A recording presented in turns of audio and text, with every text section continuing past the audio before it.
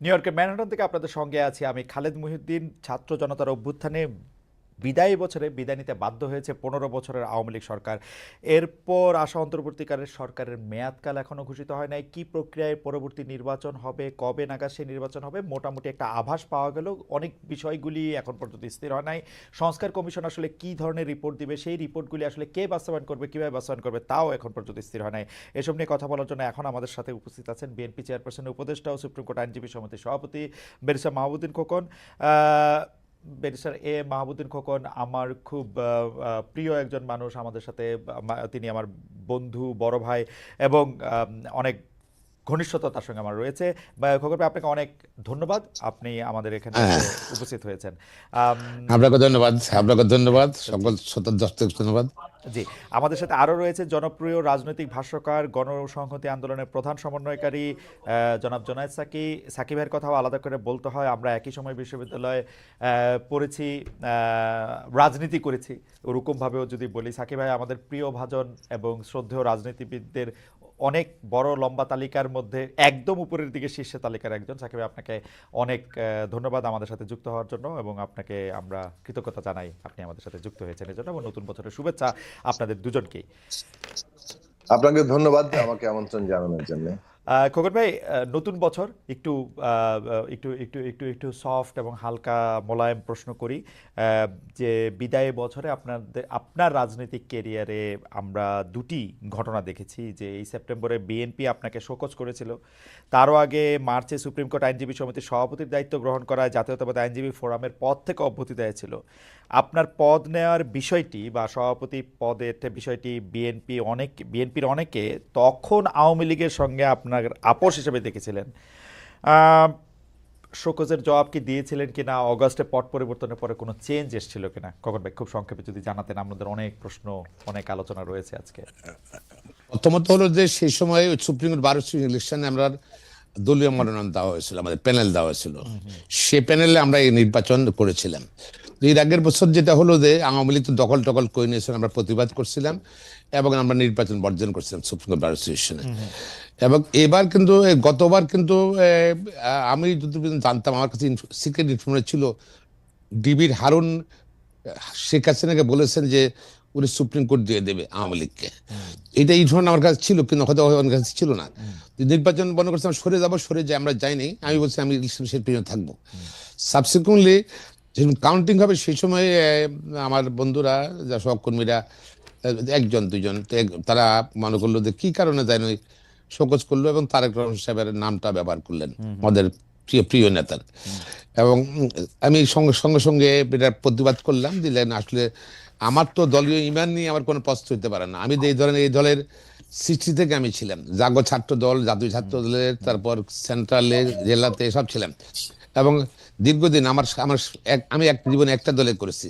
আমার ইমানের কোনো কথা থাকতে পারে না। আমি হঠাৎ করে এটা একটু স্থগিত হয়ে গেলাম, যে হঠাৎ করে সিদ্ধান্ত নিল কেন। পরে আমি বুঝতে পারছি এটা আসলে রাজনৈতিক কোনো কারণ, একজন ব্যক্তির কারণে, একজন আইনজীবীর কারণে এটা ঘটনা ঘটছে। পরে এটা প্রতিবাদ জানিয়েছিলাম আমি। সাবসিকুয়েন্টলি এটা আবার স্ট্যান্ডিং কমিটি বসছেন, মহাসচিব সাহেব বসছেন, তারেক রহমান সাহেবের সঙ্গে আলোচনা করেছেন, এবং সঙ্গে সঙ্গে আবার এটা প্রত্যাহার করে নিলেন ওনারা, এবং তারেক রহমান সাহেবের সম্মতি ছিল। So it's end up. এবং উনি জানতেন না যে এই নির্বাচন ভোট গণনা বর্জন করবে, যে এটা উনি জানতেন না। ওকে, এটা আমি জানি, এটা পরে পরে মিছান রাষ্ট্রী প্রত্যাহার করে নিল। আর যেটা হলো যে শোকজটা, এই আসলে একটা আমাদের একটা সার্কুলার দেওয়া আছে, মোটরসাইকেল যদি সামনে থাকে তার শোকজ করবে, শোকজ করবে। আর আমি তো কখনোই মোটরসাইকেল, আমি কারো প্রমোট করি মোটরসাইকেল আনতে বা সামনে আনতে, কিন্তু এখন ধরেন আছে না আচ্ছা। এরকম, এটা আমি জানতাম। খারগেল খোকনরা শোকজ করেছিল, আমাকেও শোকজ আগে দিয়ে বলে যে গ্রামের স্ট্যান্ডিং অর্ডার আছে, মোটরসাইকেল থাকলে শোকজ করবে। আমি মোটরসাইকেল তো আমি ভাড়াও নিইনি, কারোর প্রমোটও করে নিয়ে আসছে, তারা আসছে। না, তো সেইটা ঠিক আছে, সেইটা মোটামুটি ঠিক আছে খোকন ভাই। এই এটা একটু উত্তর দিয়েছি, বললাম এগুলো তো আমার লোক না, এগুলো বিএনপির লোক, আচ্ছা বিএনপির লোক। খোকন ভাই, সুপ্রিম কোর্ট বার অ্যাসোসিয়েশনের ইলেকশনটা করার সময় কি আপনার আওয়ামী লীগের সাথে কোনো একটা আপোষ, কোনো একটা আন্ডারহ্যান্ড ডিলিং, এগুলি কিছু করতে হয়েছিল? কারণ বাকি সবার প্রতি আওয়ামী লীগের ব্যবহার ছিল একরকম, মাহবুবুদ্দিন খোকনের প্রতি আওয়ামী লীগের ব্যবহার ছিল একরকম। এইটা কি আওয়ামী লীগ আপনাকে এত ভালোবাসলো কেন খোকন ভাই? আওয়ামী লীগ মোটা ভালোবাসেনি। আমার এখানে, আমি যেখানে আমার এখানে ভোটে আমি আপনার ৬,০০০ ভোট কাস্ট হয়েছে, এখানে মধ্যে ২,৫০০ ভোট ডিফারেন্স জিতার কথা ছিল। আমি যদি না যেতাম, আমি না যেতাম যদি, আমার পুরো ভোটটাই নিয়ে নিত। হ্যাঁ, আচ্ছা আমার ৮৪ ভোটে আমার শিল্পী, আমি গিয়ে আটকালাম আর কি, আটকালাম। আমরা ৪ জন যেতেছি, আচ্ছা। আর যারা আটকাছে আর কি।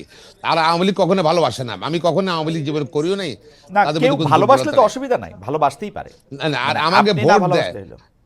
আমাকে ভোট দেন। আমি তো এবার নতুন ইলেকশন করিনি, আমি সুপ্রিম কোর্ট বার ইলেকশন, এবার দরবার ইলেকশন করছি। রাইট। দরবার ইলেকশন এবং প্রত্যেকবার আমি জিতেছি ইনশাল্লাহ, একবার আমি হারিনি। তো আর ধরেন বার কাউন্সিলে ধরেন সারা বাংলাদেশ 3 বার জিতেছি, 3 বছর করে 9 বছর, তো 19 বছর আমি নির্বাচিত আইনজীবী জগতে। Right. এমপি ছিলাম 5 বছর, 24 বছর নির্বাচিত। Right. তো এখানে তো আমার ভালোবাসা থাকতে পারে, ভোটে যদি দেয়। আপনি আমি যদি- সেটাও কইতেছি, সেটাই কইতেছি। আমি আমাকে- আমি কিন্তু আমাকে- আমি কিন্তু দেখছি যে আপনাকে আওয়ামী লীগ না, ব্যক্তিগতভাবে হয়তো পছন্দ করে, বা আমার Right. জীবনের সততা, আমি সব চেষ্টা করছি, সৎ থাকতে চেষ্টা করছি, সবসময় সততা মেনটেন করি, সবকিছু মিলে আইনজীবীদের ইন্টার দেখেছি, এটা আমি মনে করি। আমি সবসময় ফিল করি আইনজীবীদের ওন করি, এই জন্য হয়তো ভোট দেয় আর কি আমাকে। আপনাকে ধন্যবাদ জনাব মাহমুদুল খোকন। একটি বিষয় আসলে আমরা জনাব জুনায়েদ সাকি আপনার কাছেও প্রশ্ন করতে চাই, যে 5 আগস্ট থেকেই মানে 5 আগস্ট থেকে না, মানে আমি যদি একটু ইয়ে থেকে বলি যে নতুন রাজনৈতিক বন্দোবস্ত, এই শব্দ তিনটি অন্তত 10 বছর ধরে বা তারও আগের থেকে বারবার আপনার মুখে শুনে আসছি। এই কথাটি বৈষম্য বিরোধী ছাত্র নেতাদের কাছে কি আপনার প্রেসক্রিপশনে গেছে কিনা? আপনার নতুন রাজনৈতিক বন্দোবস্ত আর জুলাই আন্দোলনের সমন্বয়ক মাস্টারমাইন্ডের রাজনৈতিক বন্দোবস্ত কি এক কিনা?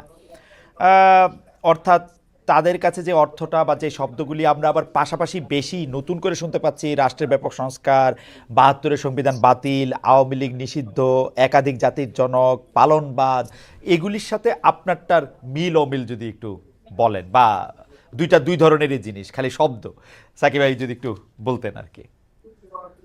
এমনকি সমন্বয়ক, মানে ধন্যবাদ। বাংলাদেশের রাজনীতিতে সমন্বয়কও আসলে সাকিব ভাইরে দিয়েই শুরু হয়েছে। খোকন ভাই নিশ্চয়ই খেয়াল করবেন যে সাকিব ভাইকে আমরা হ্যাঁ, আসলে সমন্বয়ক হ্যাঁ। হিসেবে প্রথম সমন্বয়ক, Right. মানে সমন্বয়কদের Right. কি বলবো দলীয় আমরা। দলীয় প্রধান সমন্বয়ক। জি জি সাকিব ভাই।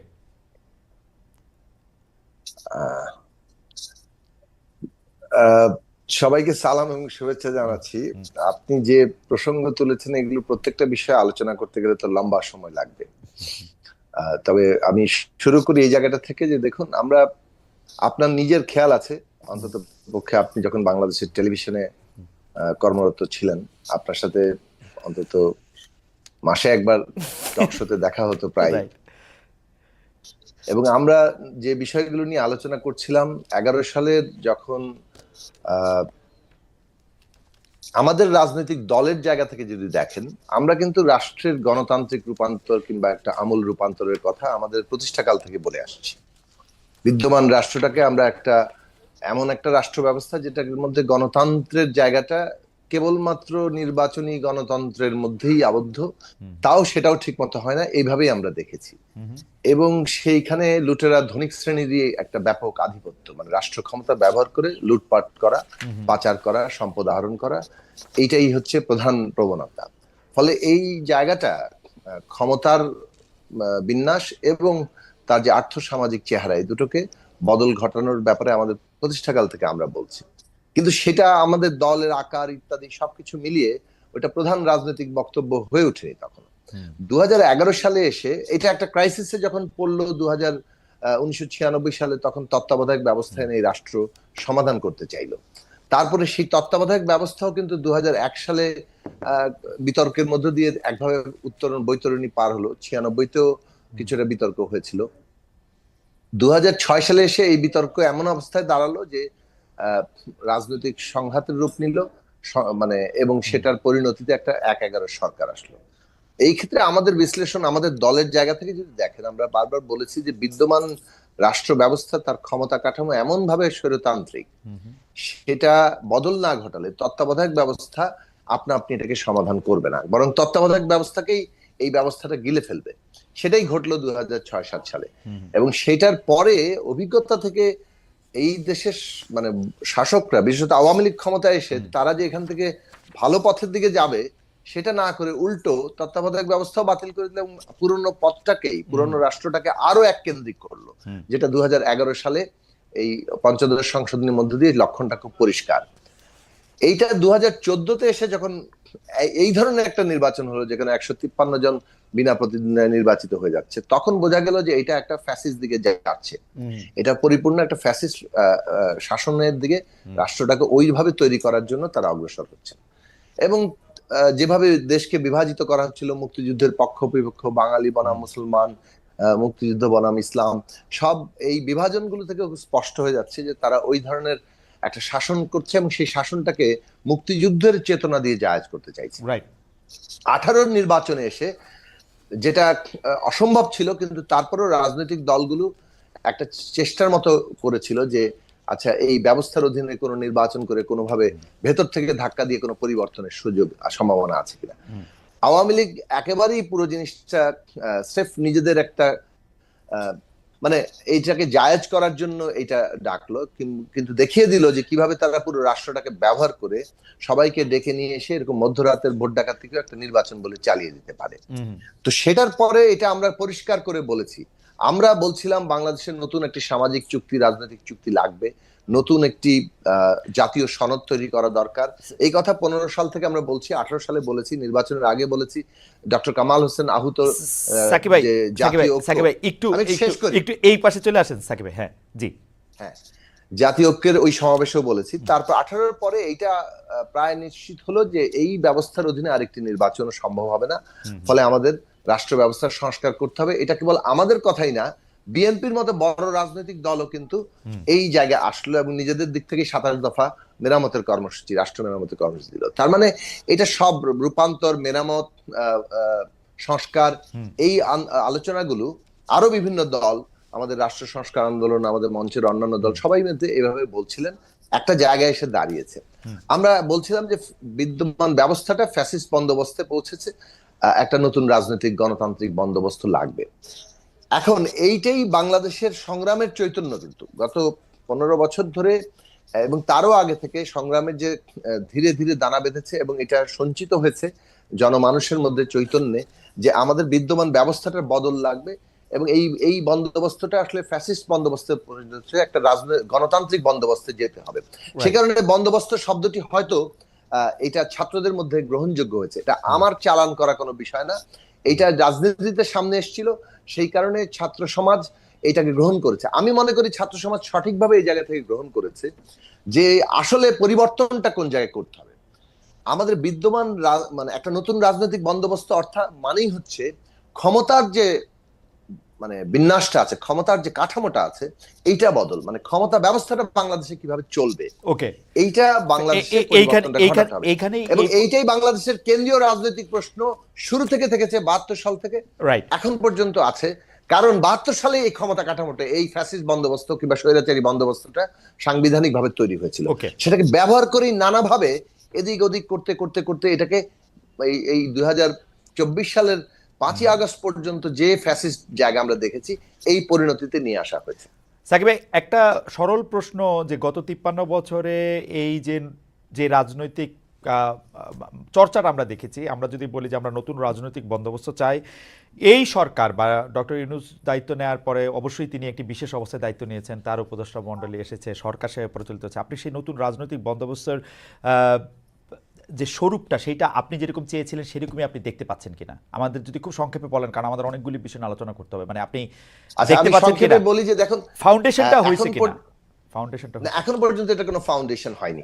মানে একটা অন্তর্বর্তী সরকার দায়িত্ব নিয়েছে মাত্র, তারা রাষ্ট্র পরিচালনা করছেন, দৈনন্দিন কাজ করছেন, সেটা ক্ষেত্রেই অনেক ক্ষেত্রে খাবি খেতে হচ্ছে, কারণ রাষ্ট্র প্রতিষ্ঠানগুলো ভেঙে পড়েছিল। সেইটাকে পুনর্গঠন করার কাজ, সেই কাজে তাদের অনেক দুর্বলতার কথা আমরা চিহ্নিত করছি, এগুলো একদিক। অন্যদিকে তাদের আরেকটা গুরুত্বপূর্ণ দায়িত্ব হচ্ছে রাজনৈতিক উত্তরণ ঘটানো, মানে পলিটিক্যাল ট্রানজিশন যাকে বলে, এই যে নতুন বন্দোবস্তের দিকে যাওয়া, সেটার জন্য আমাদেরই বলতে পারেন, এটাও আমরা আমাদের প্রথম সাক্ষাতেই অন্তর্বর্তী সরকারকে প্রস্তাব করেছিলাম যে আপনারা এই অনেকগুলো বিষয়ে কতগুলো কমিশন গঠন করেন, যে কমিশন গঠন করার মধ্যে দিয়ে এরা তারা একটা সংস্কার প্রস্তাব হাজির করবে, সেটার ভিত্তিতে আলোচনা হবে, ফ্যাসিলিটেট করার সুবিধা হবে, সমস্ত পক্ষের মতামতগুলোকে গ্রন্থিত করা, তার মধ্যে ন্যূনতম ঐক্যের জায়গাটা কোথায়। কিন্তু শুরু থেকে আমরা একটা কথা বলছিলাম, যখনই সরকার গঠিত হয়ে গেছে, যেহেতু অভ্যুত্থানটা কোনো একক নেতৃত্বে ঘটেনি, ফলে এই অভ্যুত্থানের ছাত্ররা অগ্রণী ভূমিকা নিয়েছে, রাজনৈতিক দলগুলো ছাত্রদের আন্দোলনের সমর্থন দিয়ে সর্বাত্মকভাবে যুক্ত হয়েছে, কিন্তু যতক্ষণ না পর্যন্ত ছাত্র এক দফা এসছে, রাজনৈতিক দলগুলো এটার নেতৃত্ব নিতে কখনো যায়নি। কারণ হচ্ছে যে আপনার খেয়াল আছে আওয়ামী লীগ কিভাবে প্রচার করছিল যে এইটাতে রাজনৈতিক দল ঢুকে পড়ছে, সাকিব ভাই, আমি জাস্ট একটা লাইন বলি, সেটা হচ্ছে যে এই যে সর্বাত্মক অংশগ্রহণের মধ্য দিয়ে যে পক্ষগুলো তৈরি হচ্ছে, আমরা মনে করি যে রাজনৈতিক উত্তরণের ক্ষেত্রে কনসেনসাস কিংবা ন্যূনতম জাতীয় ঐক্যমত্যই হচ্ছে সবচেয়ে ভালো পন্থা এই উত্তরণটা ঘটানোর জন্য। না সাকিব ভাই, আমি তো সেদিক থেকে বলবো যে এই উত্তরণ, রাজনৈতিক উত্তরণের দায়িত্বটা আছে, এখন সংস্কার কমিশনগুলো গঠিত হচ্ছে, এই আলাপ আলোচনার ভিত্তিতে পরিষ্কার হবে যে কতটা নতুন বন্দোবস্তে আমরা যেতে পারছি। কিন্তু এখন পর্যন্ত আপনার কাছে মনে হচ্ছে যে এই 4 মাস 4.5 মাস বা যতটা সময় হোক না কেন, সেই ফাউন্ডেশনটা এখনো প্রতিষ্ঠিত হয় নাই, আপনি ওয়েট করছেন যে সংস্কার কমিশন কি বলে সেটা বলার থেকে, মানে নতুন রাজনৈতিক বন্দোবস্তের ক্ষেত্রে ফাউন্ডেশনটা হয় নাই, মানে এই যে সংস্কার প্রস্তাবগুলো আসবে, সরকার আমাদের সাথে আলোচনায় বসবে, তার মধ্যে দিয়ে কতটুকু ন্যূনতম ঐক্যমত্য হচ্ছে এবং সেইটা কতটা সিগনিফিকেন্ট পরিবর্তন ঘটাচ্ছে ক্ষমতা কাঠামোর, তার উপরে অনেকটা পরিষ্কার হবে, তার উপরে অনেকটা আমরা কোন দিকে যাচ্ছি। ওকে ওকে ওকে পরিষ্কার।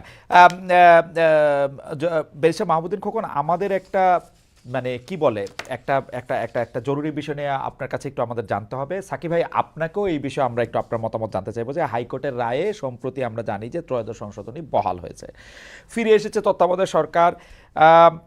এখন ত্রয়োদশ সংশোধনী বহাল হইলে যেটা মুশকিল সেটা হলো যে এর প্রধান কে হবেন, এর ব্যাপ্তি কতটা থাকবে, সেটা একদম স্পষ্ট ত্রয়োদশ সংশোধনীতে আছে।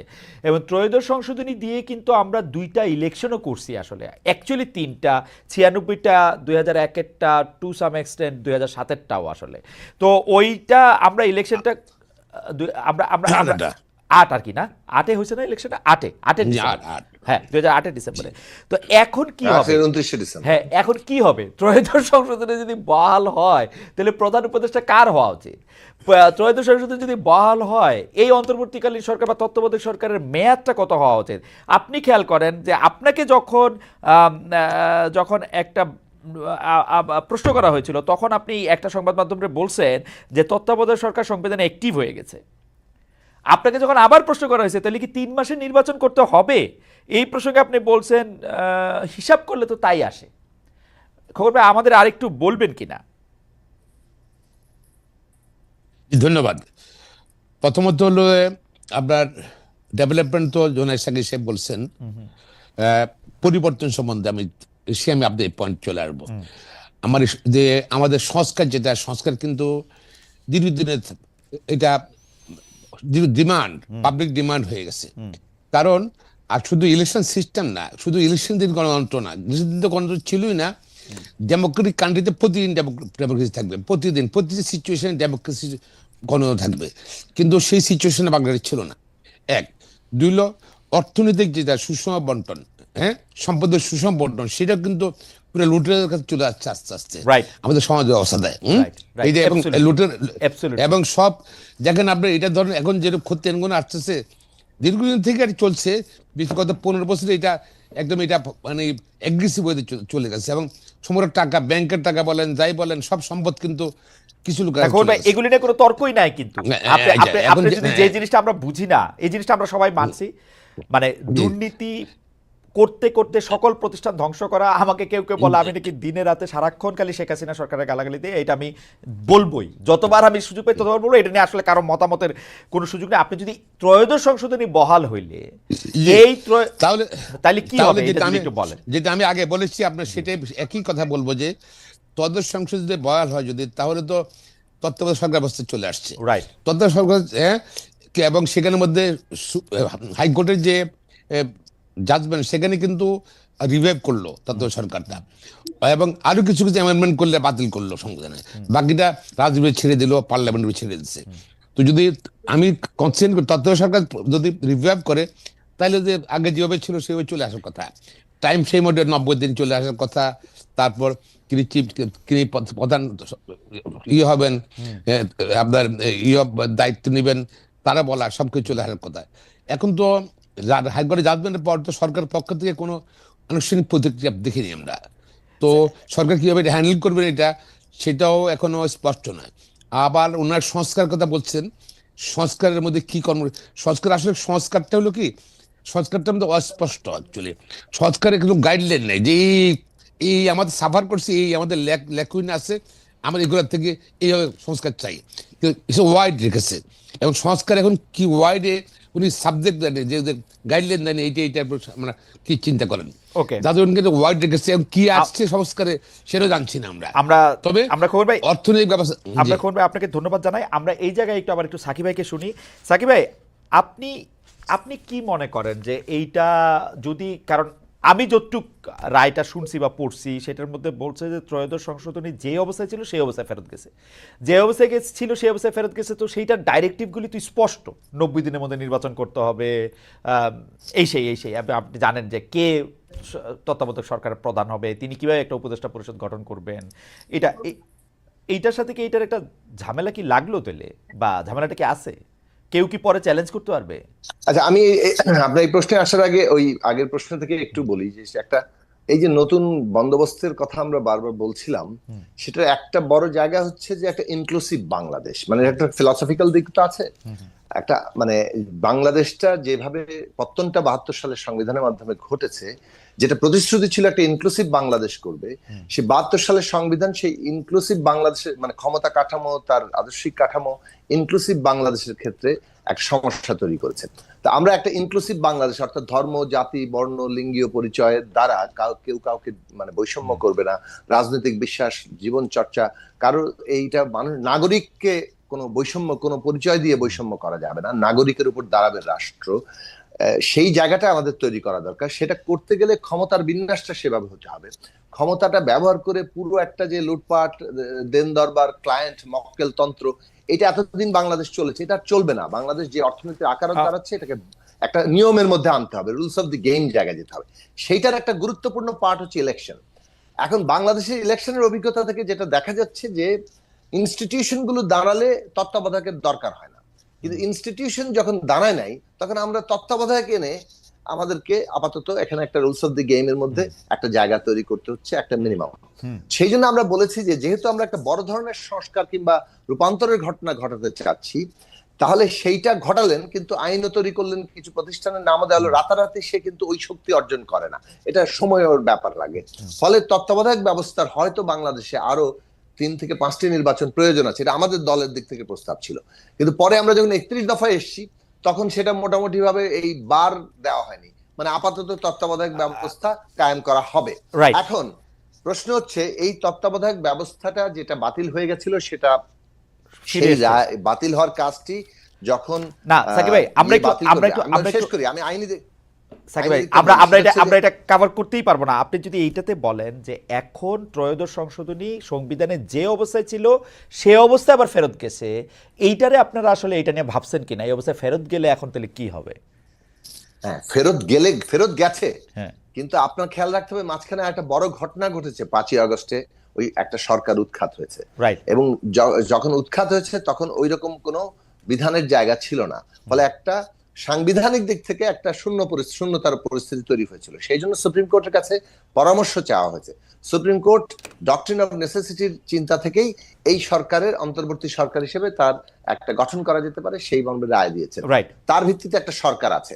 এখন তত্ত্বাবধায়ক সরকার ব্যবস্থা সংবিধানে বহাল হওয়ার কারণে অটোমেটিক্যালি কার্যকর হয়ে যায় কিনা, এ নিয়ে আবারও সুপ্রিম কোর্টের কাছে যেতে হবে। এই কারণে এখন কিন্তু কোনো সংসদ নেই আমার কাছে, আমি কিন্তু 100% কোনো সংসদ নেই। আমি কিন্তু 100% সাকিব ভাই, আমি কিন্তু 100% আপনার সাথে একমত। এটা সুপ্রিম কোর্টে গিয়ে জিজ্ঞেস করতে হবে, আমরা এটা খোকন ভাইকেও জানতে চাইবো। কিন্তু আপনি সরকারের দেখেন, সরকার প্রতিক্রিয়ায় জানাইলো যে না এটা ঠিক হয়েছে, এটা ভালো হয়েছে, হ্যান হয়েছে, ত্যান হয়েছে, কিন্তু এইটার মধ্যে যে একটা প্যাচটা লাগলো, এইটা সরকার এখন পর্যন্ত গেছে কিনা খোকন ভাই নিশ্চয়ই এখন খোঁজ নিলে জানতে পারবেন, খোকন ভাই আমাদের জানাতে পারবেন। কিন্তু সাকিব ভাই, এটা সরকার যাইতেছে না কেন, মানে সরকার এগুলির এত হালকাভাবে নিতেছে কেন ঘটনাগুলাকে? দেখুন, এখন মূল প্রশ্নটা হচ্ছে যে অন্তর্বর্তী সরকার একটা নির্বাচন করে সংবিধানের যে পরিবর্তনগুলো আমাদের লক্ষ্য, সেই জায়গায় যদি আমাদের ন্যূনতম ঐক্যমত্য হয় যে কি কি পরিবর্তন আমরা আনছি, সেগুলো যখন আগামী সংসদের মধ্যে দিয়ে এই পরিবর্তনগুলো ঘটবে, একটা গণতান্ত্রিক সংবিধান প্রতিষ্ঠা হবে, সেইখানে তত্ত্বাবধায়ক ব্যবস্থা কি হুবহু এইভাবেই থাকবে, নাকি এরও কিছু পরিমার্জন পরিবর্ধন মানে প্রয়োজন পড়বে, সেটা কিন্তু রাজনৈতিক দলগুলোর আলোচনার মধ্যে আসবে। আমরা রাজনৈতিক দলগুলো কর্মসূচিতে বলেছি একটা নির্বাচনকালীন নিরপেক্ষ সরকারের প্রয়োজনীয়তা আছে, সেটার কাঠামোগত জায়গা এটাতে যেভাবে ডিফাইন করা ছিল সেভাবেই থাকবে, নাকি আপনার যেমন আমাদের প্রস্তাব হচ্ছে উচ্চ কক্ষ গঠিত হলে উচ্চ না সাকিব ভাই, এটা আবার আরেকটা আলোচনা, সাকিব ভাই এটা আবার আরেকটা আলোচনা, ফলে আমি বলছি যে এটা আরেকটা আলোচনা। কিন্তু আমি যে জিনিসটা বুঝতে পারতেছি সাকিব ভাই, আমি আসতেছি আপনার কাছে, আমি যে জিনিসটা বুঝতেছি না সেটা একটু খোকন ভাইয়ের কাছে জানতে চাই যে খোকন ভাই, অ্যাটর্নি জেনারেলের মনে তো প্রথম প্রশ্ন হওয়া উচিত ছিল যদি ত্রয়োদশ সংশোধনী আগের পর্যায়ে ফিরে আসে তাইলে আমরা ডিউরেশনটা কি পাইতেছি। ঠিক আছে, ওইটার মধ্যে কিন্তু তত্ত্বাবধায়ক সরকার মানে ত্রয়োদশ সংশোধনীর মধ্যে দিয়েও কিন্তু ডক্টর ইউনূস অন্তর্বর্তীকালীন সরকারের প্রধান হইতে পারেন, কনসেনসাস হলে কোনো অসুবিধা নাই। প্রধান বিচারপতিদের পাওয়া যায় নাই, অন্য বিচারকদের পাওয়া যায় না, একজনের এটা পাওয়া গেছে, এতে কোনো সমস্যা নাই। কিন্তু ডিউরেশন কখন গিয়ে কি করবে এগুলি ব্যাপারে একটা ডাইরেক্টিভস নেওয়া দরকার ছিল না? আমি একটু আগে বলেছি সরকার পক্ষ থেকে স্পষ্ট কোনো বক্তব্য আসেনি এখনো, যা সেটাই। তবে আমি যেটা মনে করি, যেটা আমার তো একটা চেঞ্জ অফ সার্কামস্টেন্সেস, কারণ কি 5ই আগস্টে একটা অন্তর্বর্তী সরকার আসছে এবং সমগ্র জাতির আশা আকাঙ্ক্ষার প্রতীক সেই, এবং জাতি ঐক্যবদ্ধভাবে কিন্তু বর্তমান সরকারকে সমর্থন দিচ্ছে এবং উইথ চেঞ্জ এবং রেডিক্যাল চেঞ্জ হবে এটা আশা করছে। চেঞ্জ এই জন্যই পরিবর্তন, যেটা বিএনপি বলেছে বা অন্য রাষ্ট্রীয় সংস্কার দরকার। এখন যেটা হলো যে এটাকে ওভারকাম করতে হলে আমি মনে করি যেটা করতে পারবে যদি এটাকে আপিল করে, যেহেতু আমাদের প্রেজেন্ট সিচুয়েশনের কারণে গিয়ে সরকার এবং রাজনৈতিক সরকার নাই, সবকিছু মিলে তখন হয়তো সুপ্রিম কোর্টে আপিল করলে আপিল ডিভিশন থেকে হয়তো কোনো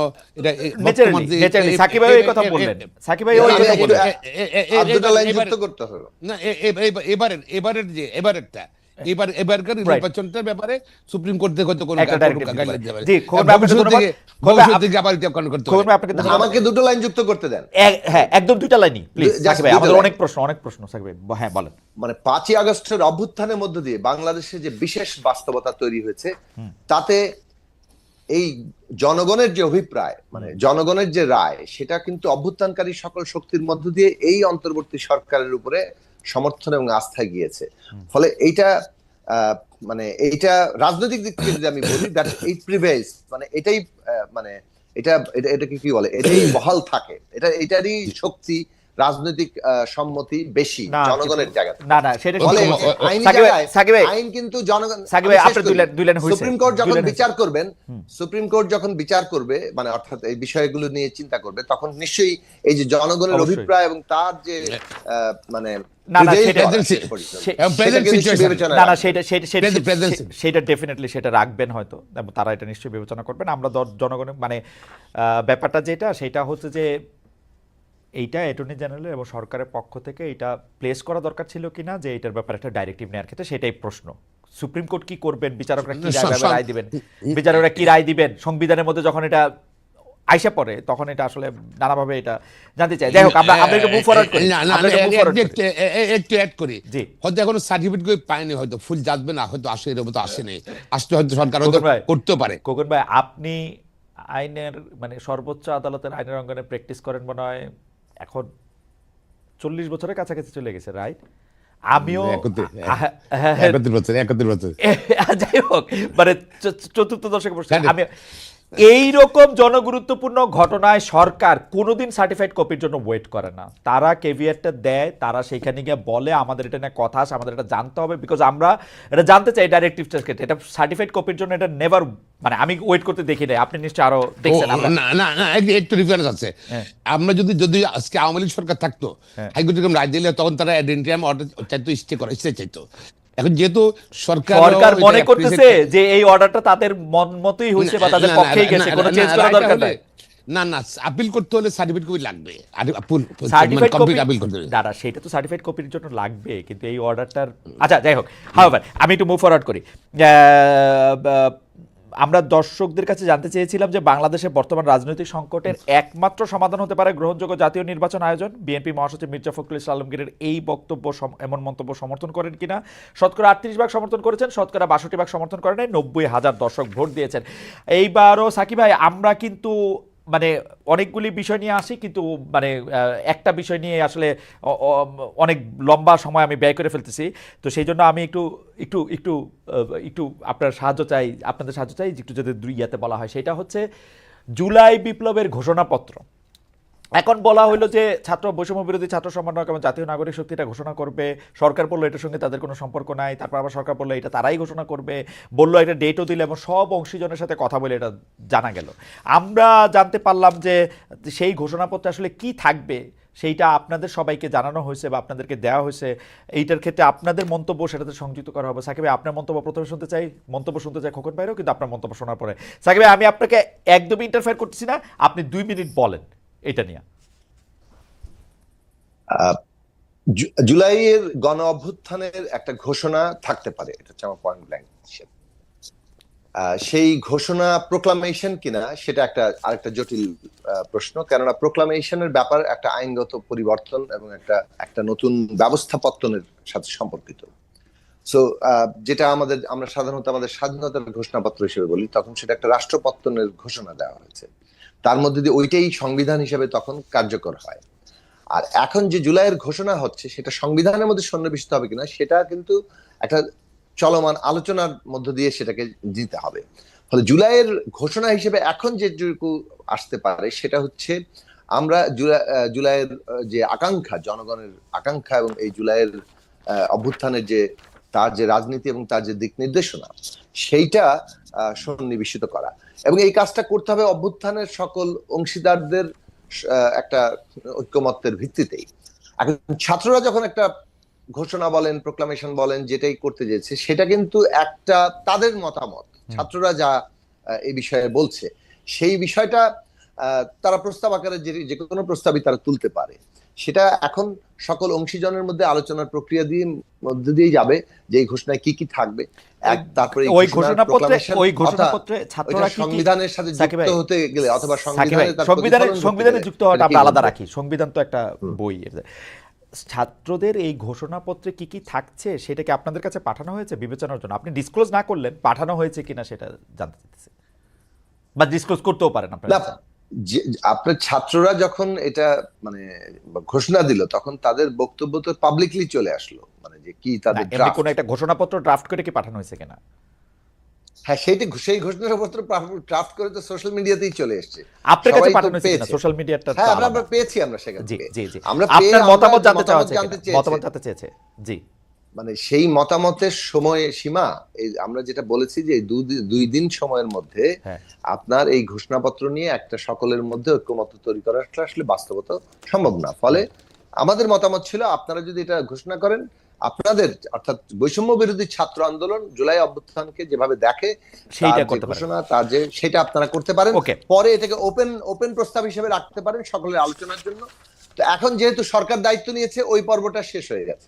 ওকে, সরকার দায়িত্ব নিয়েও তো সরকার আপনাদেরকেই হয়তো জানতে চাইবে, তখন হয়তো আপনাদেরকে আপনার মতামত দেওয়ার একটা জায়গা তৈরি হবে, সেটা নিশ্চয়ই আমরা কালক্রমে জানতে পারবো। আমরা খোকন ভাইয়ের কাছে জানতে চাই যে খোকন ভাই, জুলাই আগস্টের ঘোষণাপত্র নিয়ে বিএনপি অনেক সন্দেহ করেছে, বিএনপির অনেক বেশি করে মনে হয়েছে যে বিএনপির মধ্যে দ্বিধা করার জন্য, বিএনপিকে আলাদা করার জন্য এটা করা হয়েছে। আপনি এটাকে আসলে কিভাবে দেখেন? ধন্যবাদ। আমি আসলে এভাবে জুলাই আগস্টে তো যে পরিবর্তনটা আসলো, এটা 15 বছরের বিচ্ছিন্ন করে দেখার সুযোগ নেই।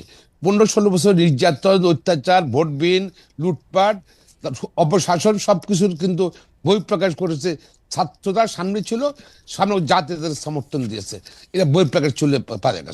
এটা বিচ্ছিন্ন করে দেখার কোনো সুযোগ আমি দেখি না।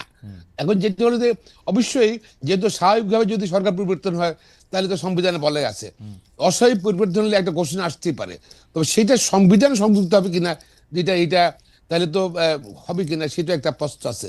যখন দেশে মার্শাল্লাহ আসতো কিন্তু প্রক্লেমেশন মার্শাল্লাহ আসে, আমি বলি কি সংবিধান ঢুকবে নাকি? আর এখানে ধর মানে যেটা হলো যে 72 সংবিধানের যেটা, সেটার মধ্যে অনেক ভুল থাকতে পারে, অনেক কারেকশন দরকার হতে পারে, সে ডিফারেন্ট থিংস।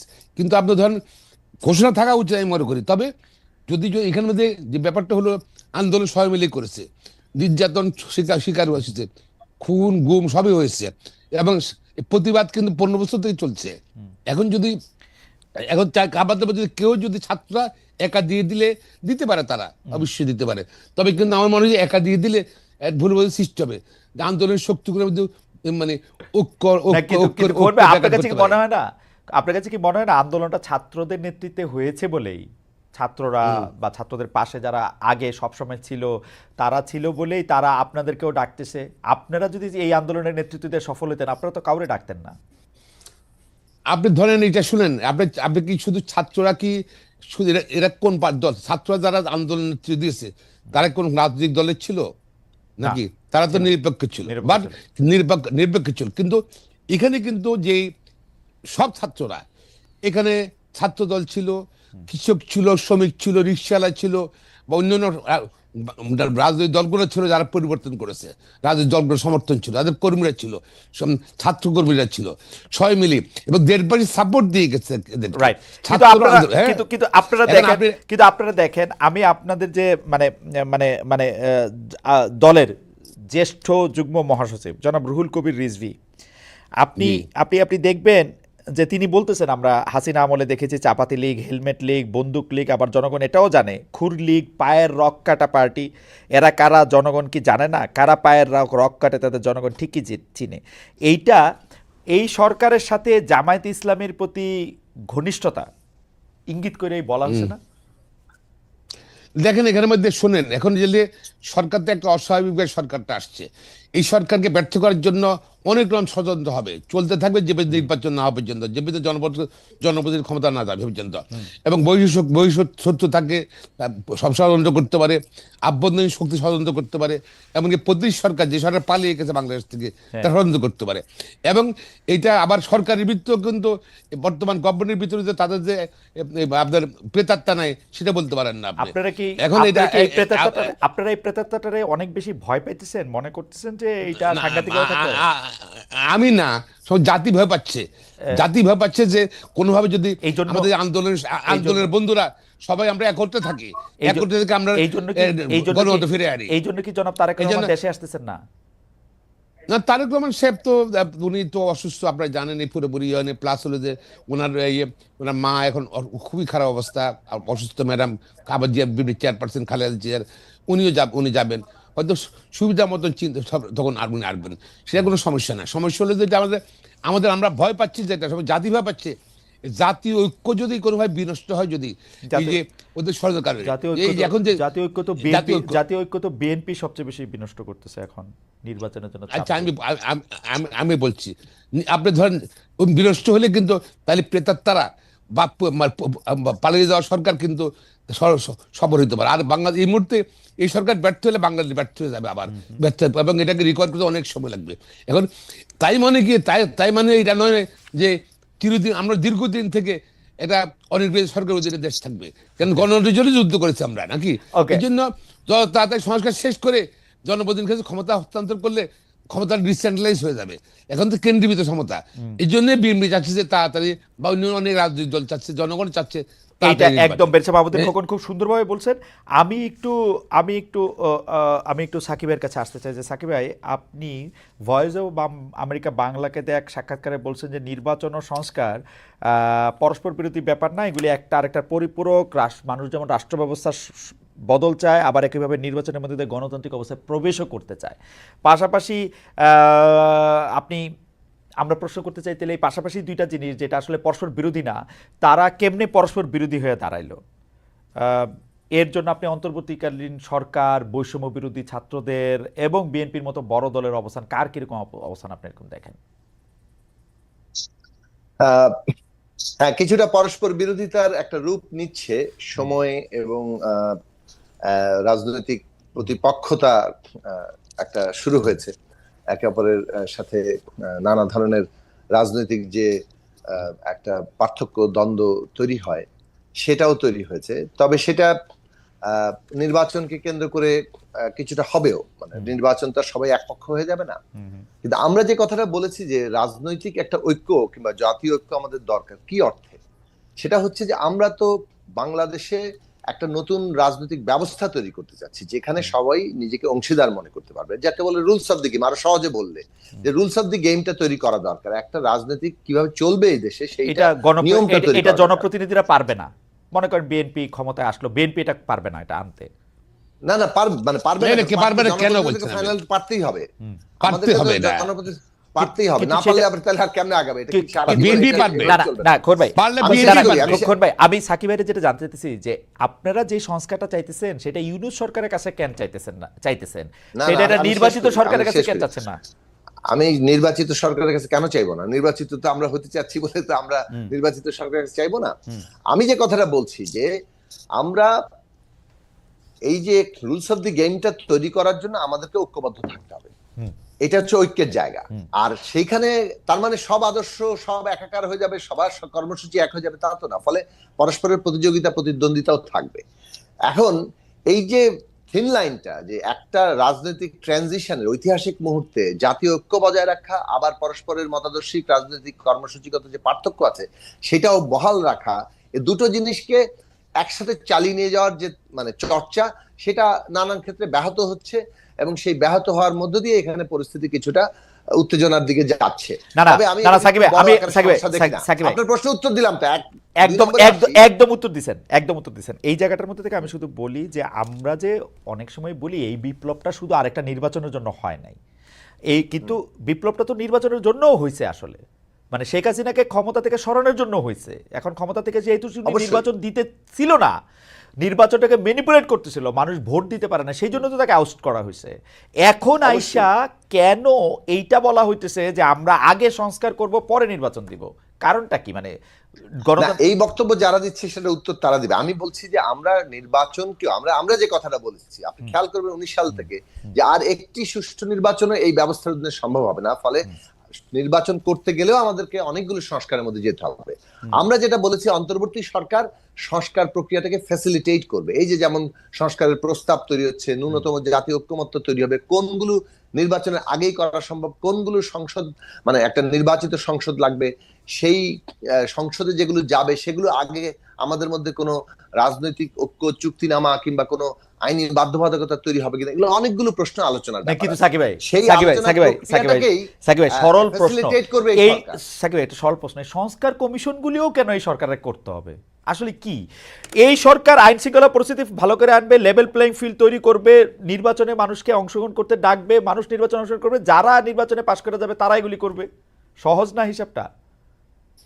সংস্কার একটা অভিজ্ঞতার জায়গা আছে, সেক্ষেত্রে বাংলাদেশে অভিজ্ঞতার জায়গা হচ্ছে যে মানে 90-এর গণ অভ্যুত্থান আগে 3 জোটের রূপরেখা, সেই রূপরেখা আসলে বাস্তবায়িত হয়নি, সংস্কারের অঙ্গীকারও বাস্তবায়িত হয়নি, যার ফলে এই প্রশ্নগুলোতে যে একটা সাধারণভাবে মানুষের আকাঙ্ক্ষাগত মানে জায়গা তৈরি হয়, সেইটা বাস্তবায়নের মানে অভিজ্ঞতার সংকটের কারণে, অভিজ্ঞতার যে সংকট বলছি মানে অভিজ্ঞতার ফলে, মানে অর্থাৎ বাস্তবায়ন না হওয়ার অভিজ্ঞতার ফলে তাদের জন আকাঙ্ক্ষার জায়গা হচ্ছে যে অন্তর্বর্তী সরকারকেও এই সংস্কার প্রক্রিয়াকে ফ্যাসিলিটেট করার কাজে একটা তাৎপর্যপূর্ণ অগ্রগতি ঘটাতে হবে, না হলে পুরো জিনিসটা ঠিক মতো নাও হতে পারে।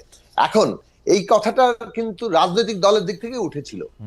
আমরা আমাদের মানে বিএনপি তো মানে একটা বড় রাজনৈতিক দল, সম্ভাব্য ক্ষমতায় যেতে পারে, এটা তারা মনে করার যথেষ্ট কারণ আছে, সুতরাং তারা বলবে যে আমরা ক্ষমতায় গেলে এটা করব। কিন্তু যদি বলেন যে বাংলাদেশে 7 জানুয়ারির আগে আমরা যখন রাজনৈতিক সংগ্রাম করছিলাম, আমরা নিজেরা ঐক্যবদ্ধভাবে 31 দফা করেছি, কিন্তু আমরা 31 দফা করার পরও আমরা বলেছি কিন্তু যে অন্তর্বর্তী সরকার ফ্যাসিলিটেট করবে এই সংস্কারের প্রশ্নগুলোকে, কারণ অন্তর্বর্তী সরকারকেও এখানে একটা ভূমিকা নিতে হবে। ওই পরিস্থিতিতে ছিল যে একটা রাজনৈতিক বন্দোবস্তে যেতে হলে তখনকার পরিস্থিতিতে সবগুলো দলের মধ্যে মিনিমাম একটা কর্মসূচি তো খালি হবে না, একটা আন্ডারস্ট্যান্ডিং অফ বন্দোবস্ত মানে কিন্তু কেবলমাত্র দলীয় প্রস্তাবনা বাস্তবায়ন করা না, সবগুলো দলের মধ্যে রাজনৈতিক পক্ষগুলোর মধ্যে একটা নতুন একটা সমঝোতাও, সেই Right. নতুন সমঝোতাটা প্রতিষ্ঠা করাটার কাজটা কিন্তু একটা অন্তর্বর্তী সরকারের মানে সাকিব, আপনার জন্য প্রস্তুতি কাজ সব করতে কথা, হবে। সাকিব, আপনার জন্য সব কথা ভুলে যায়, আপনার সব কথা খালি শুনতে ইচ্ছা করে। যেমন আপনি অভিজ্ঞতার কথা বললেন, আপনি অভিজ্ঞতার বললেন যে রাজনৈতিক দলগুলো আসলে সংস্কার করে না, এটা ঠিকই আছে। আমরা সবাই মাঠে ছিলাম, 3 দলীয় জোটের রূপরেখা আমরা সাংঘাতিকভাবে মুখ থুবড়ে পড়তে দেখছি। মানে এটা কোনোদিন আলোর মুখ দেখে না, এটা যেমন সত্য। কিন্তু যতবার বাংলাদেশে অনির্বাচিত সরকার আসছে, সেটা তত্ত্বাবধায়ক সরকারের ফরম্যাটে 3 সপ্তাহের রূপে আসুক, 3 মাসের জন্যই আসুক বা 2 বছরের জন্য আসুক, আমরা কিন্তু তাদের কাছ থেকে আমাদের কোনো প্রত্যাশা আমাদের পূরণ হয় নাই। শেষ পর্যন্ত আমাদের কাছে মানে জনপ্রতিনিধির কাছেই আমাদের যাইতে হইতে আমরা চাইছি, কারণ জনপ্রতিনিধিরা আমাদের কথা শোনে। এইটা আমাদের পরস্পর বিরোধী হয়ে যেতেছে কিনা সেইটা আমরা, সাকিব আপনার কাছে আমরা একটা পরস্পর, খোকন ভাইয়ের কাছ থেকে আমরা 1 মিনিট না, একটু 2 মিনিট না, খোকন ভাইয়ের কাছে যাওয়ার আগে আমি এইটাই বলে নিই। প্রথমত 20 সেকেন্ড আমি মনে করি 20 সেকেন্ড বলেন। আগেকার তত্ত্বাবধায়ক সরকার কিংবা 2007-8 যে একটা 111 সরকার, বিচিত্র সরকার, এগুলো যে কোনো সরকারের চাইতে এই বর্তমান সরকারের একটা গুরুত্বপূর্ণ পার্থক্য হচ্ছে এটা একটা জনগণের গণ অভ্যুত্থানের উপরে দাঁড়িয়ে এবং গণ অভ্যুত্থানকারী সকল শক্তির সমর্থনে গঠিত হয়েছে। ফলে এইটা আমি গণতান্ত্রিক প্রক্রিয়ারই একটি অংশ সরকার মনে করি, আমাদের সমর্থিত সরকারই মনে করি। আচ্ছা, ফলে এই সরকারের কোন কাজগুলো আমাদের জন্য সে করবে প্রস্তুতিমূলক সেইটার বিশ্বাস আপনার আছে, কোন কাজগুলো রাজনৈতিক দল এসে সম্পন্ন করবে, আপনি একটু জায়গা দেন খোকন ভাইয়ের কথা কইতে। এর ব্যাপার, রাইট, আপনি একটু জায়গা দেন খোকন ভাইয়ের, একটু কথা কইতে জায়গা দেন, তাইলে মানে আপনার বিশ্বাস আছে। না, আমাকে ভুল বোঝার সুযোগ থাকতে পারে। খোকন ভাই বলেন। হ্যাঁ, শোন, আমি যেটা শোন, রাজনৈতিক দল তো রাজনৈতিক নিজস্ব আদর্শ আছে, নিজস্ব কর্মসূচি আছে। তারপরেও যেহেতু এটা এই সরকারটা আসছে অনেক ত্যাগের বিনিময়ে আসছে, 15 বছরের সংগ্রাম আন্দোলন, ছাত্রদের, শ্রমিকদের, কৃষকদের, রিক্সাওয়ালা সবাই 1,500-2,000 আত্মহত্যা দিয়েছে। সুতরাং সবার ঐক্যবদ্ধ সরকার, অন্তর্বর্তী সরকার, এখান থেকে আশা করছে মানুষ দলীয় সরকার আগে অন্তর্বর্তী সরকার কি সংস্কার কর্মসূচি তারা দেখছো এবং সেটা গাইডলাইন দিয়ে দেখ এবং জাতীয় ঐক্যমত সৃষ্টি হোক রাজনৈতিক দলের মধ্যে। সোদের দল রাজনৈতিক দল ক্ষমতা আসলো না, কিন্তু খোকন ভাই, রাজনৈতিক দলের কাছে আমরা এই আশা কেমনে করব? রাজনৈতিক দল, প্রথম কথা আমাদের অভিজ্ঞতায় নাই যে রাজনৈতিক দল অর্থাৎ বিএনপি এটা করবে, আমাদের অভিজ্ঞতা নাই। 90-এর আন্দোলনের পরে বিএনপি যখন ক্ষমতা আসছে, বিএনপি এটা করে নাই। বরং যা যা কিছু 3 দলীয় জোটের রূপরেখায় আমাদের আশা ছিল, বিএনপি ঠিক তার উল্টা কাজগুলি করছে। দেখেন, আপনি বলেন, আপনি শোনেন, বাংলাদেশে পার্লামেন্ট ফর গভর্নমেন্ট, হ্যাঁ, সংসদীয় গণতন্ত্র ছিল না তো। বিএনপি আনছে, কিন্তু বিএনপি আনছে না, নামে, কিন্তু যেই লোকগুলিকে আসলে, যেই লোকগুলিকে আপনি ডেভেলপ করতে পারতেন, আপনি ডেভেলপ করেন, আপনি বাট আনছে বিএনপি আনছে। নাই না উপায় ছিল না তো ভাই, এটা বিএনপি আছে কোন কেন? বিএনপি কে যেগুলিকে বলা হয়েছে যে ভাই আপনি স্বৈরাচারের সাথে, আপনি এই যে রাজাকারের সাথে, স্বৈরাচারের সাথে আপনি সম্পর্ক করবেন না, আপনি লুটেরাদেরকে ক্ষমতায় আনবেন না, আপনি রাজনীতিকে কলুষিত করবেন না, আপনি খাতা বই দেখা দেখে এগুলি করছেন। ভাই আপনি দেখেন তো 91-96 থেকে আপনারা যারা বিএনপি, আচ্ছা ঠিক আছে, যেটা আপনি সেটা ব্যাকগ্রাউন্ড থাকতে পারি, I am on the face of it, BNP আসছে ক্ষমতায় আসছে। এখন যেটা হলো যে সংস্কারটা আমরা চাই, জাতি চাই, দেশে একটা চলতে পারে না, লুটপাটের রাজনীতি অর্থনীতি চলতে পারে না। সুতরাং আমাদের বিএনপিও জনাব তারেক রহমান সাহেব কর্মসূচি অনেক আগে দিয়েছে, এই সরকার আসার আগে দিয়েছে, এবং আমরা চাই সংস্কার, তবে ঐক্যমত চাই, জাতীয় ঐক্যমত চাই সংস্কারের ব্যাপারে। এটা রাজনৈতিক দলের একটা কমিটমেন্ট থাকবে। আপনাদের জাতীয় ঐক্যমত তো যে কমিউনিস্ট শাসনের মতো, মানে সভাপতির সিদ্ধান্ত সবাই মিলে একসাথে, যেটা এখন এই সিচুয়েশন দ্বারা আসছে আপনাদের ঐক্যমত তো বিএনপি যেটা বলে সেটা মেনে নেওয়া। না, কেয়ারটেকার সরকারের সময় যে ছিল আসছে, যেভাবে আসছে কিন্তু ভিন্ন ধরনের, that was the conspiracy of Awami League. তারা নিজেরা আন্দোলন করলো 96 কেয়ারটেকার গভর্নমেন্টের জন্য, আবার শোনেন, ক্ষমতা আসার জন্য আন্দোলন করেছিল। কিন্তু 2007 আওয়ামী লীগের কনস্পিরেসি হইলে 2007 আওয়ামী লীগের কনস্পিরেসি 24-এরটা কারো না কারো কনস্পিরেসি তো নাকি আপনাদের মতে? শেষ করি আপনি তো অন্যদিকে নিয়ে যান কথা। আওয়ামী লীগ বাতিল করলে পারলো, এই কেয়ারটেকার গভর্নমেন্ট আওয়ামী লীগ বাতিল করলো, দেখেন, হ্যাঁ, কোর্ট ছিল, তার কোর্ট তো সব আওয়ামী লীগের ছিল, তারা তো মানে সিঁড়িতে উপরে উঠে সিঁড়ি ফেলে দিল। সুতরাং আমরা চাই, আমরা যেটা চাচ্ছি, আমি আবার রিপিট করছি, আমরা চাই মানে আর্থিক সংস্কার, মানুষের জীবনযাত্রার পরিবর্তন আসুক। বাংলাদেশে কোনো 15 বছর কোনো ইনভেস্টমেন্ট, আপনারা ওয়েট করেন, আপনারা 2-3 বছর ওয়েট করেন, এরা কিছুটা সংস্কার করুক, তারপর আপনার ইলেকশনের কথা বলুন। না, আমরা না, কেন সংস্কার আর নির্বাচন একসঙ্গে চলতে পারে না? পারে না। আর কেন পারবে না? কেন পারে? সরকারের একটা প্রায়োরিটি আছে। না, তাহলে তো মানুষ যদি ধারণা করে যদি এগুলো সংস্কার কথা বলা হচ্ছে শুধু ক্ষমতা থাকার জন্য। আচ্ছা, অবশ্যই সাকিব ভাই আপনি বলেন, কিন্তু আপনি ওই যে আগের মতো হন যে আপনি 30 সেকেন্ডে কথা শেষ করতে পারেন, যত লম্বা কথাই হোক 30 সেকেন্ড। আমাদের প্রশ্ন রয়েছে, আমাদের যাইতে হবে। হ্যাঁ সংস্কারের নির্বাচনের জন্যই অনেকগুলো সংস্কার দরকার, সেগুলো সুনির্দিষ্ট করতে হবে। আবার সংস্কারের জন্য নির্বাচন দরকার, যেমন ধরেন সংবিধান সংস্কার, সেইটা তো আপনাকে মানে একটা যে কোনো মনে ভাবেই হোক আপনাকে একটা পার্লামেন্টে গিয়ে সেটা শেষ পর্যন্ত মানে সেটাকে ফাইনালাইজ করতে হবে। ওকে, তো এখন দুটো জিনিস আমি বললাম, ফলে নির্বাচনের জন্য যেমন সংস্কার লাগবে এই কথাটা আমরা বলেছি, আবার সংস্কারের জন্য নির্বাচন লাগবে, আবার সংস্কারের জন্য নির্বাচন লাগবে, কারণ আলটিমেটলি আমরা চাই আগামী নির্বাচনটা হোক সংস্কার সভার নির্বাচন, ওকে, সংস্কার পরিষদের নির্বাচন, ওকে, যাতে করে আমরা সংবিধান সহ সমস্ত রাষ্ট্র সংস্কারের জন্য প্রয়োজনীয় লেজিটিমেসি অর্জন করি। ফ্যান্টাস্টিক। ফার্স্ট আমরা আপনি দেখেন এই বিষয়ে সেনাপ্রধান কি বলছে। তো সেনাপ্রধান জেনারেল ওয়াকারুজ্জামান একটা সাক্ষাৎকারে বলছে যে এই যে প্রশাসন, পুলিশ, বিচার ব্যবস্থা সহ রাষ্ট্রের নানা ব্যবস্থা ভেঙে গেছে, এটা ঠিক করার জন্য রাজনৈতিক দল ও সরকার লাগবে, রাজনীতিবিদদের এগিয়ে আসতে হবে, রাজনীতি ছাড়া ও রাজনৈতিক সরকার ছাড়া এটা সম্ভব না। এটা সেনাপ্রধানও বলতেছে। আমি দুইটা পার্ট একসঙ্গে পড়তে চাই। আরেকটা পার্ট হচ্ছে যে কিছুদিন আগে জামায়াত ইসলামের আমি শফিকুর রহমান সাহেব বলছেন যে বাংলাদেশে দুইটা মাত্র পরীক্ষিত দেশপ্রেমিক আছে, একটা হচ্ছে জামায়াত ইসলামী আর একটা হচ্ছে সেনাবাহিনী। আপনি এই দুইটা পার্ট একসাথে একটু সাকিব ভাই একটু পড়বেন কিনা, আমাদেরকে একটু বলবেন কিনা, আপনার পড়া শেষ হইলে আমি একটু প্রথমত মানে আমাদের বাংলাদেশের মানে সেনাবাহিনী প্রধান যে কথা বলেছেন এটা সাধারণভাবে একটা সত্য, যে যেহেতু বর্তমান সরকারের আকার ছোট, তাদের মানে রাজনৈতিক দল যেভাবে পুরো একটা সরকার ব্যবস্থা চালাতে পারে, তার দল থাকে, তার ওই জায়গাটা, সেটা এই সরকারের দিক থেকে আছে অতটুকুই যখন রাজনৈতিক দলগুলো তার সমর্থনে আছে। সেই জায়গায় যদি সমর্থন এবং সরকারের সাথে সংযোগের জায়গাটা যাতে দৃঢ় হয় তার জন্য আমরা প্রস্তাব করেছিলাম। এখনো জাতীয় রাজনৈতিক সেই কাউন্সিল গঠিত হয়নি, যার ফলে অনেক ক্ষেত্রেই ব্যত্যয় ঘটছে, যার ফলে অনেক ক্ষেত্রে এই সারা দেশে আইন শৃঙ্খলা পরিস্থিতি নিয়ে সেনাবাহিনী যেভাবে উপলব্ধি করেছে তারা তাদের কথা বলেছেন। সাধারণভাবে আমি এই কথার মধ্যে বড় আকারে কোনো দ্বিমত দেখি না। আমি মনে করি যে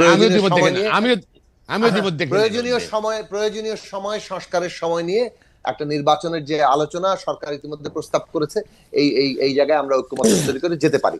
আমি আসি বরং জামাত ইসলামীর বক্তব্যে। আমি প্রথমত মনে করি যে এই বক্তব্য জামাত, যে কোনো দল নিজেকে শ্রেষ্ঠ দল, সাচ্চা দেশপ্রেমিক অনেক কিছু দাবি করতে পারে। জামাত যদি নিজেকে সেটা দাবি করতো সেটা নিয়ে আমরা হয়তো আলোচনা করার কোনো প্রয়োজন দেখতাম না। কিন্তু জামাত যখন সেনাবাহিনীর সাথে মিলিয়ে এটা করেছে, যে সেনাবাহিনী 1971 সালে মুক্তিযুদ্ধের মধ্যে দিয়ে গড়ে উঠেছে, সেই সেনাবাহিনীর বিরুদ্ধেই তখন জামাত ইসলামী অবস্থান নিয়েছে পাকিস্তান সেনাবাহিনীর বিরুদ্ধে। এবং আপনি 6 সেপ্টেম্বর একটা বক্তব্য দেখবেন যে সেই সময় তারা বলেছিল যে পাক সেনাবাহিনী এবং জামাত ইসলামী হচ্ছে সেই একমাত্র দেশপ্রেমিক, গোলাম আজম সাহেব বলেছিলেন, এবং বাকিরা সব গাদ্দার, কাফের ইত্যাদি ইত্যাদি। এখন আপনি পাক সেনাবাহিনীর পক্ষ নিয়ে যখন বাংলাদেশের মুক্তি যুদ্ধের মধ্য দিয়ে যে বাংলাদেশ সেনাবাহিনী গড়ে উঠছে তার বিরুদ্ধে অবস্থান কেবল সশস্ত্রভাবে সমর্থন করেছেন, সেই দল এখন যদি বাংলাদেশ সেনাবাহিনীকে মিলিয়ে বলে যে আমরাই একমাত্র দেশপ্রেমিক, এটা মানে আপত্তিজনক, বিপজ্জনক বক্তব্য মনে করি।